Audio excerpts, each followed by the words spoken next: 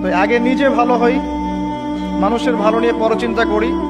আলাইকুম আনফুসাকুম, নিজের নফসের খবর নেই। মানুষকে সংশোধন করা অনেক কঠিন বিষয়, নিজে সংশোধন না হলে মানুষকে সংশোধন করা যায় না। এটাই আমাদের সমস্যা, আমরা আগে নিজের চিন্তা না করে মানুষের চিন্তা করি। আল্লাহ পাক আমাদেরকে বোঝার তৌফিক দান করুন, বক্তা শ্রোতা সবাইকে আমল করার তৌফিক দান করুন।